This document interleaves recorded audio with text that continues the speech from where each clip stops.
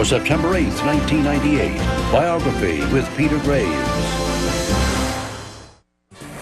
He created two of the most popular game shows in history, owns hotels around the world, and is one of America's richest men. Merv Griffin's billion-dollar kingdom was built on his groundbreaking talk show. Welcome again to Can We Talk Week. Biographies look at the men and women who have turned talking into an art form. Tonight, the big band singer who blazed a trail with his talk show that aired in the afternoon. Griffin was Mr. Congeniality, and guests on his show were treated like old friends. I remember when I appeared on the show, he was so congenial that I immediately relaxed and forgot I was on television. One of the most enjoyable times I've ever had. The program was a fixture for nearly a quarter of a century, until he traded it in for life as a full-time tycoon. Since then, he has bought and sold casinos, played financial chicken with Donald Trump, fended off rumors about his personal life, and battled cancer. Merv Griffin is now 73 years old and tending to an empire that stretches around the world. Ladies and gentlemen, please welcome one of America's and the world's most loved and favorite personalities, Mr. Merv Griffin! He is so refreshingly fun to meet for everybody. Everybody loves a fat kid. Remember the first girl I took out, I looked at her and I thought, gee, I am a little pudgy. Pudgy. How much do I owe him? He has a wonderful attitude because I think, number one, he's been there. He knows what it's like to struggle to get up there. He knows the joys of success. We'd sit around on the floor at Merv's apartment in New York and play these funny games that he would make up. And lo and behold, I guess he is a little intimidating at times, but I owe so much to him and feel so close to him that I just feel like he's a good friend. It was no surprise that he went on to make so much money and had so much success. He does understand entertainment in all its facets, I think. Is everything working? And he always asked you questions, and questions. He was just storing knowledge. He could talk to a human being 5 minutes and absorb the human being. Hey, babe. How did I get to this point in my life? By listening and reacting.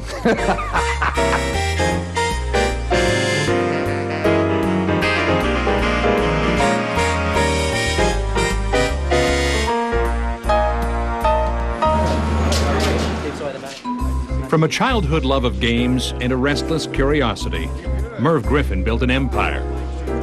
His game shows, talk show, hotels, and a myriad of other media properties have made him one of the richest men in the world.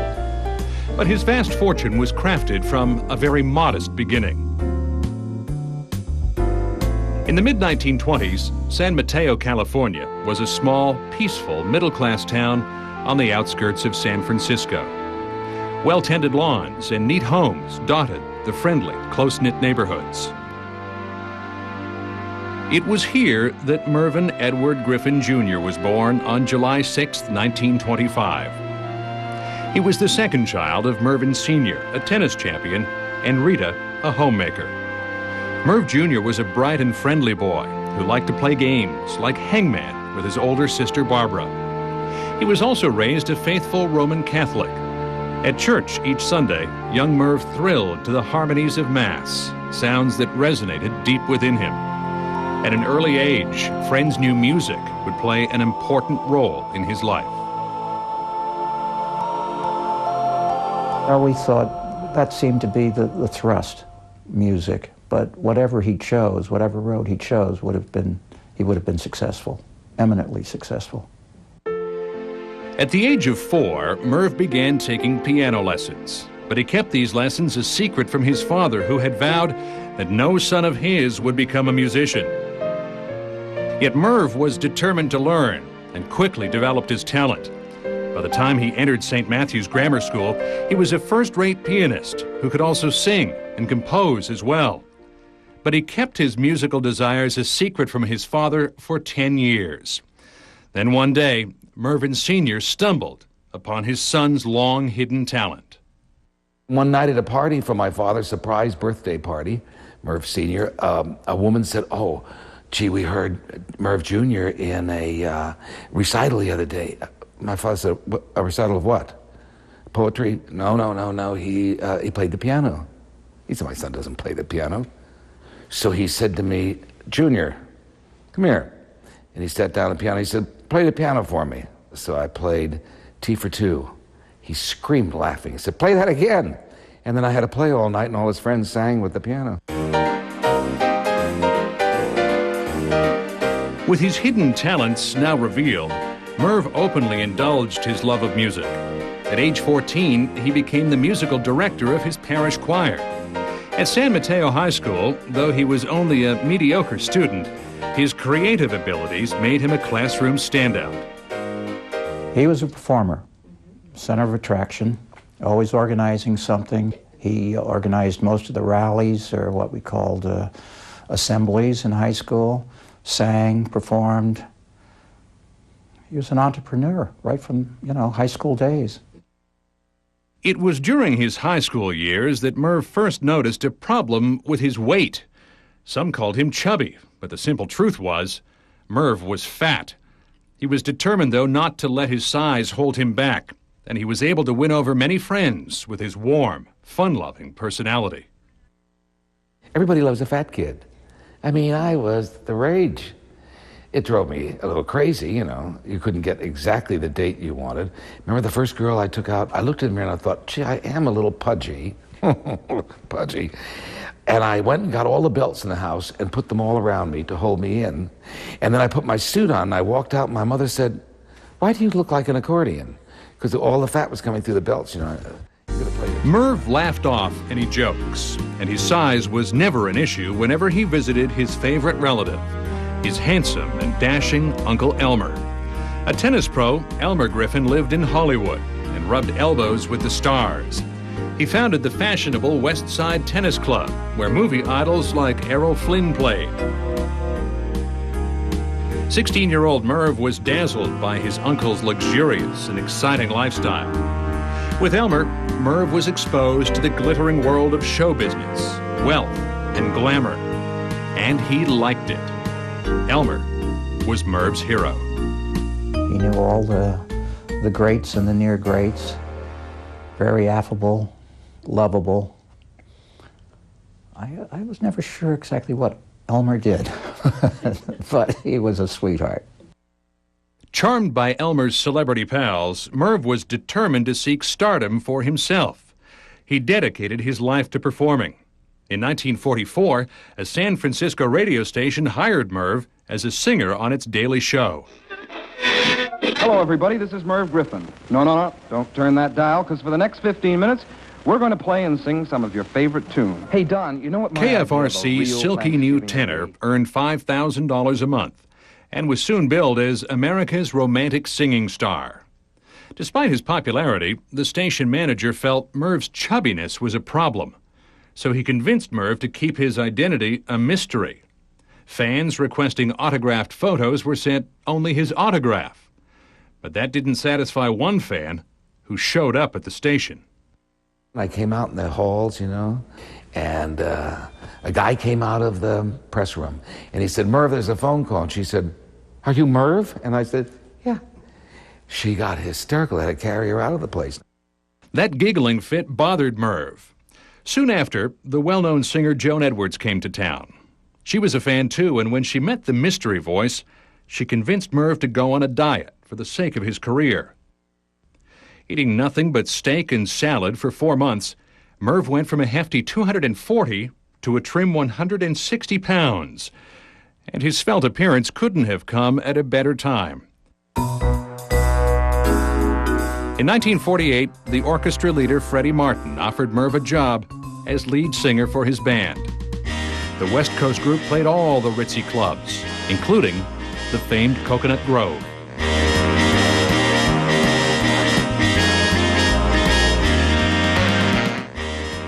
It was a glamorous Hollywood.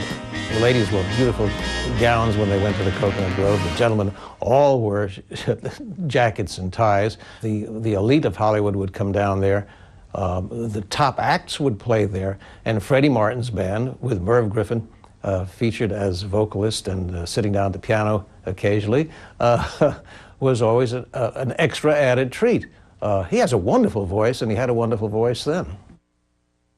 In 1950, Merv and the Freddie Martin Orchestra recorded the novelty song, I've Got a Lovely Bunch of Coconuts. I've got a lovely bunch of coconuts. There they are standing in a row. Big ones, small ones, some as big as your head. Give 'em a twist, a flick of the wrist, that's what the showman said. It exploded to the top of the charts, selling 3 million copies. And it launched Merv into national stardom, something he'd longed for. Now he could try his hand at any area of show business he chose. When I first met him, he had a dream in his eyes. He knew he was going to be something.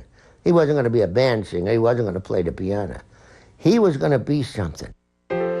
What Merv wanted was to be a versatile entertainer and celebrity, and be a part of the exciting entertainment world his uncle had inhabited. By age 25, he was on his way to that goal, and had started down a career path that would eventually surpass even his own lofty ambitions.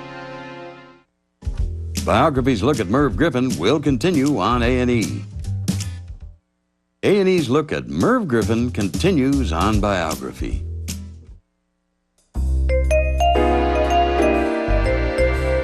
By 1950, Merv Griffin was an established singing star with a burgeoning solo career. But that wasn't enough for him.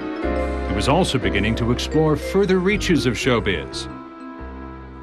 In this short corporate film, he played the role of American composer Stephen Foster. Well, Father, I've decided I'd like to write songs. Write songs? A tune peddler. Merv's career as a singer and songwriter came in handy in this portrayal of the struggling musician who created such American standards as Old Susanna and Beautiful Dreamer. Small acting jobs like this one kindled Merv's desire to act in Hollywood features. But a man's got to follow his dreams, Sam. Merv's dream seemed to come true one night in Las Vegas. He was doing a set with his old band, the Freddie Martin Orchestra. And so I finished doing my show, and I went off, and I was walking down a hall. This little redheaded kid stopped me, and he said, "My mama wants to make a movie with you." And I said, "Well, great, who's your mama?" And he said, "You'll see." And I heard a voice behind me, Merv, and there was Doris. It was Doris Day. The famous actress brought Merv to the attention of the movie studios. Though their film together never got off the ground, Merv soon landed a job at Warner Brothers. At last, he was in his dream world. With his approachability and zeal, he could soon count many of the top stars as friends. He was a regular at the home of Tony Curtis and Janet Leigh. Hung out with pals like Montgomery Clift. And he was the friend who first introduced a young Elizabeth Taylor to Eddie Fisher, years before their romance.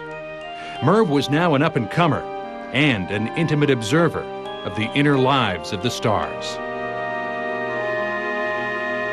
And he always asked you questions, and questions, he was just storing knowledge. He could talk to a human being 5 minutes and absorb the human being. Merv was signed as a contract player at Warner Brothers. From 1952 to 1954, he appeared in 6 films, in parts that ranged from brief cameos to one-liners to this, his best role, a full 20 minutes of screen time in So This Is Love.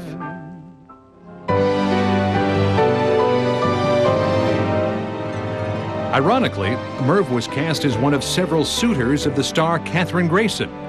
The once overweight singer who'd had to hide his appearance was now viewed by Hollywood as a suave, romantic man who had quite a way with the ladies. It was the first time mouths opened on a kiss in movies, and the whole audience, you went, "Ah!"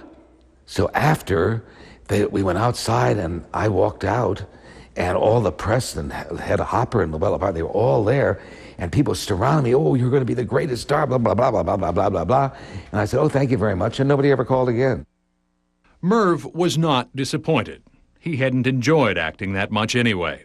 He disliked all the time waiting around on sets. Still looking to find his place in show business, he headed east to New York City. Always eager to tackle something new, he now tried his hand at television.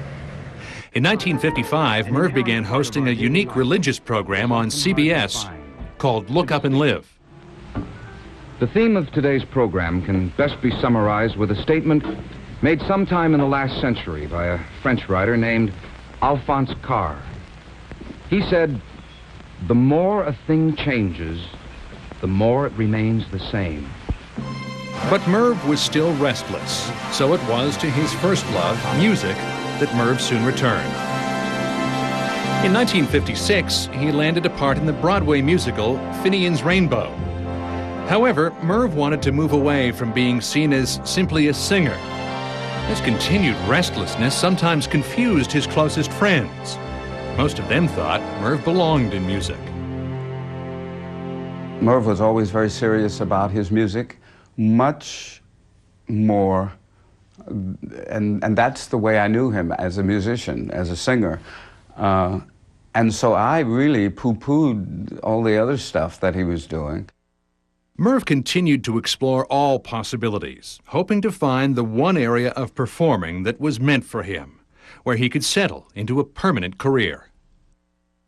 It is amazing to me that I improvised my own life. I wasn't sure what I wanted to do. I just knew I wanted to be in front of audiences and either make them laugh or do something. And so I tried everything.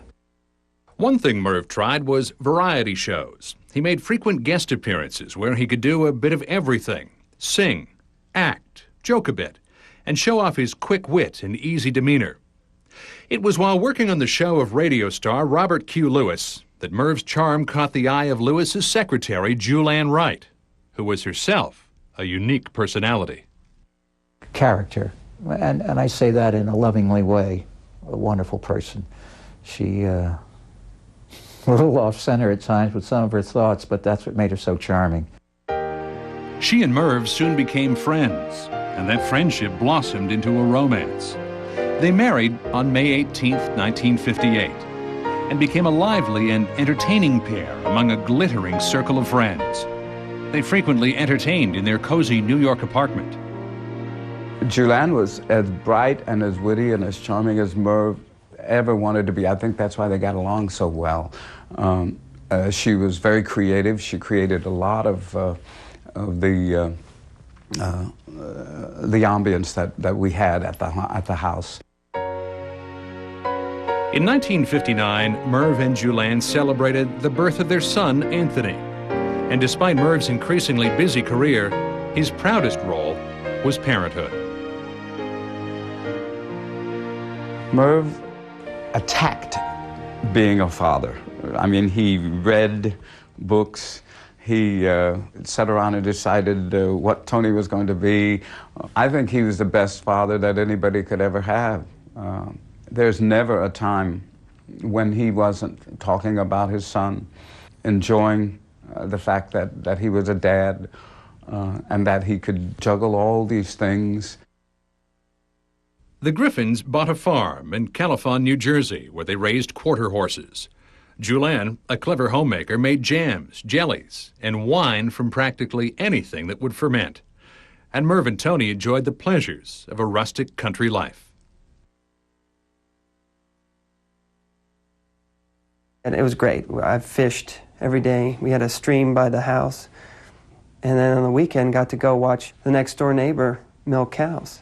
Not many kids got to do that. By the early 1960s, Merv's guest stints on television made people take notice. NBC hired him to host the game show Play Your Hunch, which was filmed in the same studio as America's most popular television program, The Tonight Show. Merv, like most of the nation, was a huge fan of its host, Jack Paar. And Paar was the king, you know, there's no question. He was the master of taking the very smallest conversation and developing it into, Gone with the Wind. Merv felt his many talents might be suited to the talk show format. He told everyone that someday he would get the chance to guest host The Tonight Show. And by chance, that wish became a reality. One day, while Merv was taping his game show, Parr accidentally wandered into their shared studio at NBC. He walked right out and the audience went mad. And he looked, and that's at the moment I did my first big ad lib on television. I said, "What do you want?" And he and I started to talk. And the audience screamed at everything the two of us said. Parr was impressed with Merv's on-air style. He immediately put in a call to his agent. He suggested they hire Merv as a substitute host. On April 2nd, 1962, Merv took the chair as a guest host on The Tonight Show for the first time. He was understandably nervous. He went out and he did the monologue, which is always the hardest part of the show. And I turn around and Merv is passing me backstage. He's leaving the set. I said, "Where are you going?" He said, "I can't do this. I cannot do this show." I just manhandled him back onto the stage, and he was wonderful. Well, that was it.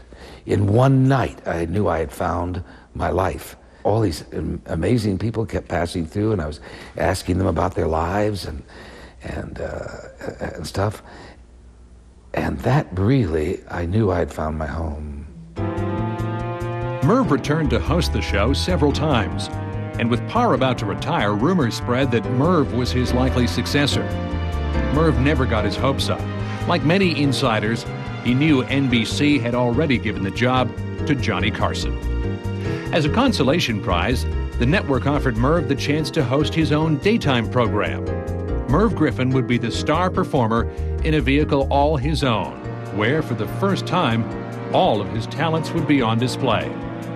After dabbling all over the showbiz map, Merv had found his place.